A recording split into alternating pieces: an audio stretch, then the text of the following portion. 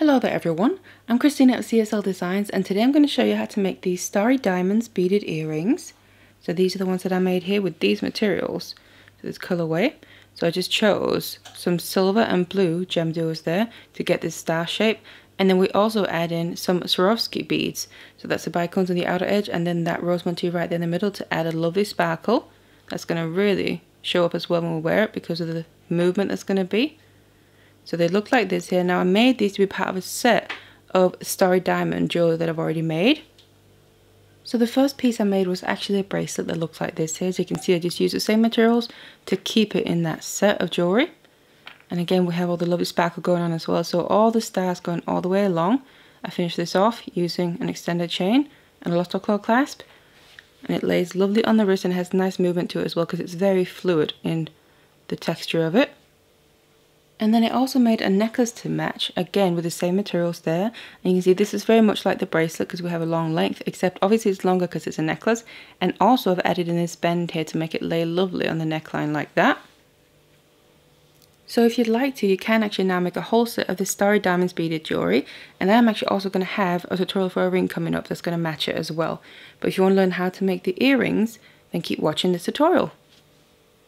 So it's then these materials here that we're going to need. First of all, the threading that I'm using is this FireLine here, and it's a crystal, so it blends in nicely with the beads as well. It's not going to stand out too much.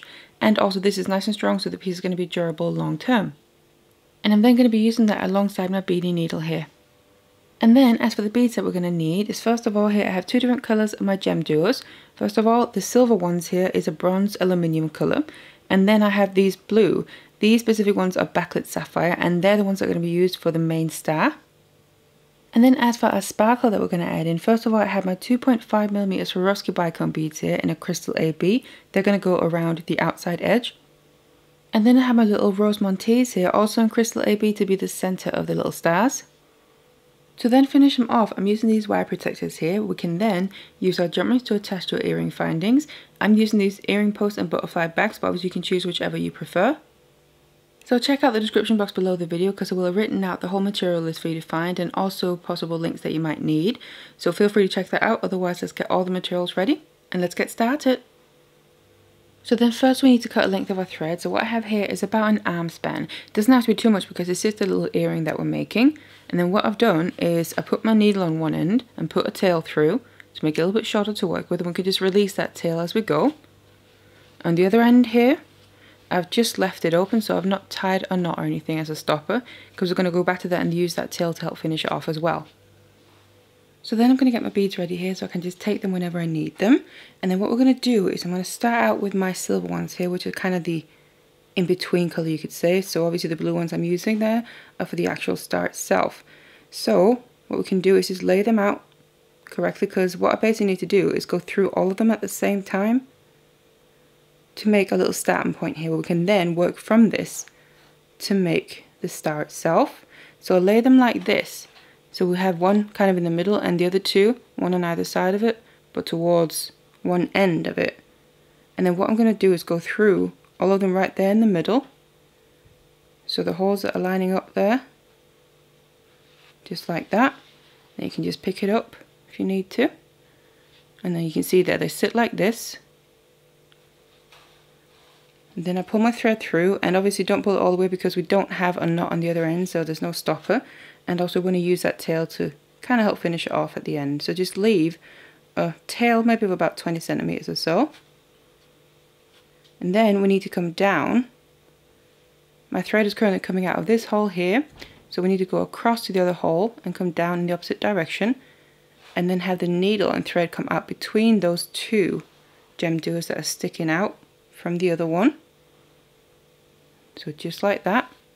Then I'm just going to lay it down again, because then what we need to do is now add the very first of the other colors, so in my case the blue one here.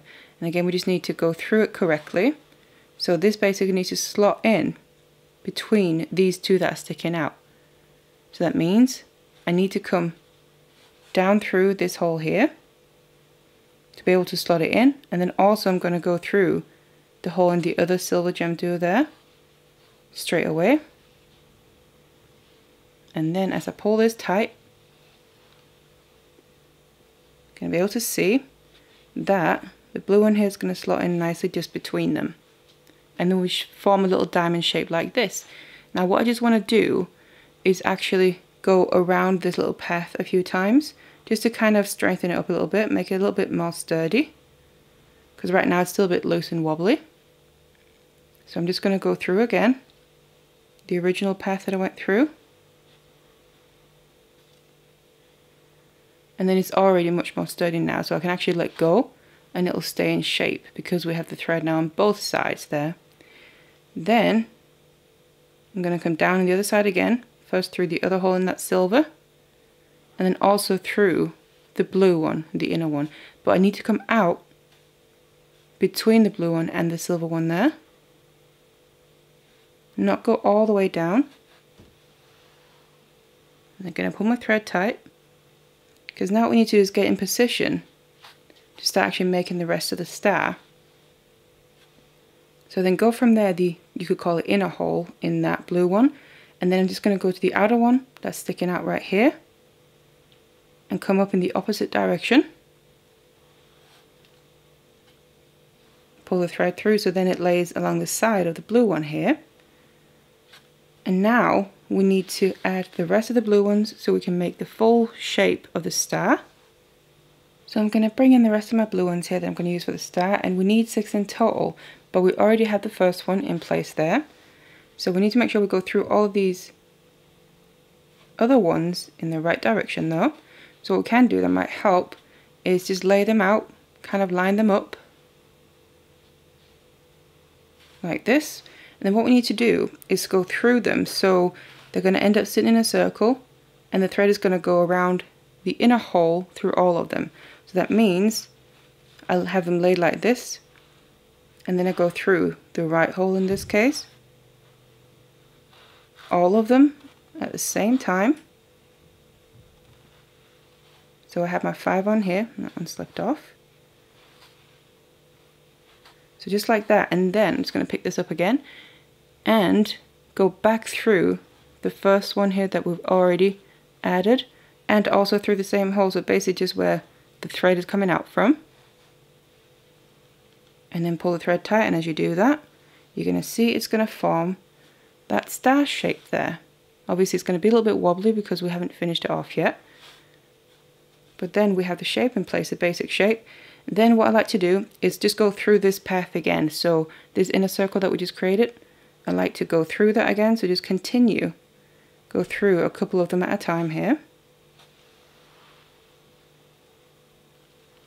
Make sure we don't get caught on anything. Make our way all the way back to that first one again, just to kind of reinforce it a bit so it stops also being so wobbly while working with it. And rotate it however you need to.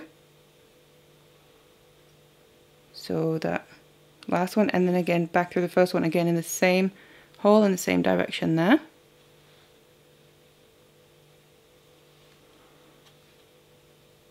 And pull that tight. And then make sure you pull it tight here so we don't have any loose thread showing anywhere, because this is now the point where we're going to move on, but this needs to be tight before we do that. So especially having gone through the second time, it's going to hold better. So it looks like this now. Then what I'm going to do is actually go from here and do the middle of it straight away. And this is where we need to use the rose montee. So what you're going to find is on the back here we have these 2 little channels that are kind of crossing, just like that. So we need to go through them, and the first time we go through here doesn't matter what direction you go through, so just pick one and get your needle through. If I can find it here. And then what you'll find is we're coming out of that first GemDuo and the second one, in between them there. Then I'm going to cross over diagonally opposite, so this is the opposite GemDuo to the first one. I'm going to come through that inner hole from below. And make sure to come out after that bead as well, so I'm not going through any more than just that single one. And just make sure that the original kind of star shape that stays nice and tight, so if you need to pull this tight again before actually pulling this bead in place. Then as I'm pulling this down, we need to make sure when we're pulling the thread tight here that the rose montee is going to sit with the crystal pat facing upwards like that, so we don't have the back facing upwards. Now from here we need to come through the other channel in that rose montee. So find that and bring a needle through. Pull your thread all the way through. And then it's coming out again on the opposite side, and then we'll go back through the first GemDuo to finish that rose montee off. And pull that nice and tight here, making sure everything is tight, because we can't really go back and tighten that anymore. So just like this. So we now have the basic shape and the middle in place. So then what we need to do is make our way to the outer edge. So what I'm going to do is just grab my needle here. I'm coming out from that bottom or outer hole, you could say, in that first GemDuo, the blue one. I'm going to go back to the one that's right between the silver ones and come down through there, and also come now down through the bottom silver one. So just like that. And then pull that tight. You can see they're still flip-flopping around a bit, but that's what we're then going to fix now by going and doing the outside edge. And this is where we then bring in the little bicones. So I'm just going to bring them over here, because we need to then add that around the outside edge for the sparkle.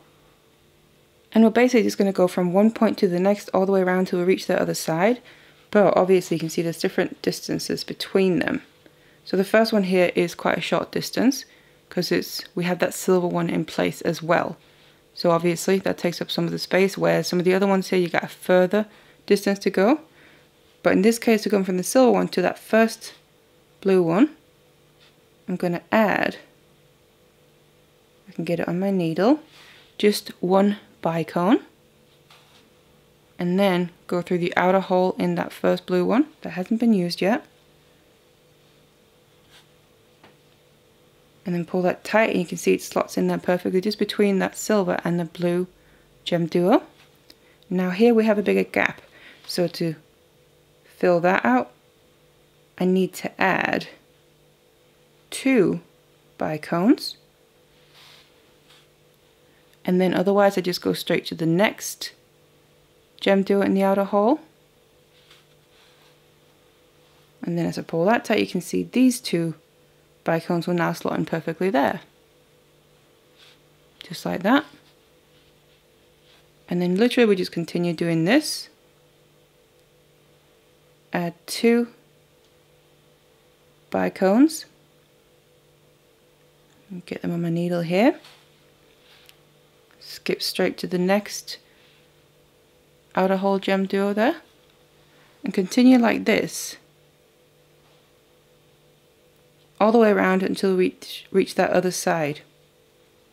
So now reach that point where I have the little small gap again after the last of the blue GemDuos, and then I'm going to go through that other silver one on the other side here. Now I've just added the 1 bicone again, just like we did in the first one. And then I'm going to go through that silver one and the blue one and silver one again, straight through there. You can go through all of them. If not, just do 1 or 2 at a time. And pull that, and then when you've done that, you've made it all the way around, and we have all these bicones added on the outer edge. Now what I like to do is, because right now we've only gone through this outer edge once, I like to basically follow the exact same path that we just did one more time. So I'll go through the first bicone, through GemDuo there, and literally just make my way all the way around one more time here to make it a little bit more durable and give it a bit more strength. Make it more of a solid piece. So just do that. So now I made my way all the way around the outer edge here, and I have my thread coming back out of that silver GemDuo on this side. So then what we need to do is make our way to the very top one of the silver ones here. So the first ones that we added in that outer hole that hasn't been used yet, because what we need to do is add in the wire protector so we can then actually attach our earring findings as well. So to get there, what we need to do is go from this hole where the thread is coming out, and then come through the same GemDuo but in the opposite hole in the opposite direction, and then through those beads that we added in the first place. But I'm only going through 2 of them, so I'm going to have my needle come out between this middle one and the top one, and pull that through. And then to get to the outer hole, we're going to basically do what we did down here with the blue one. I'm then going to just go to the outer hole,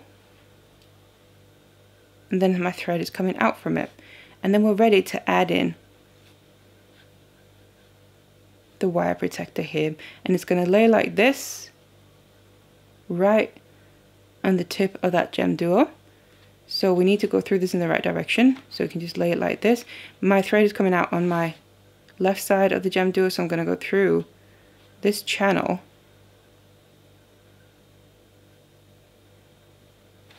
on the wire protector.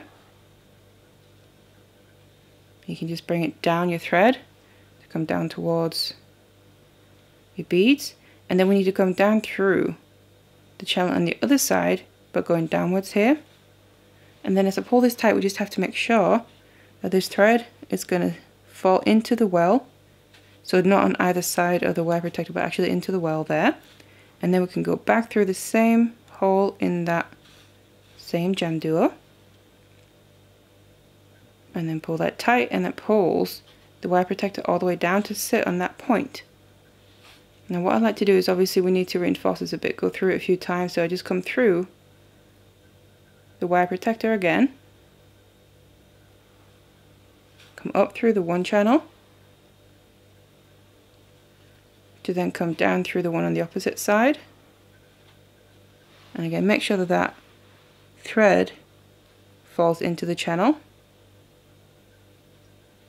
and come through again here.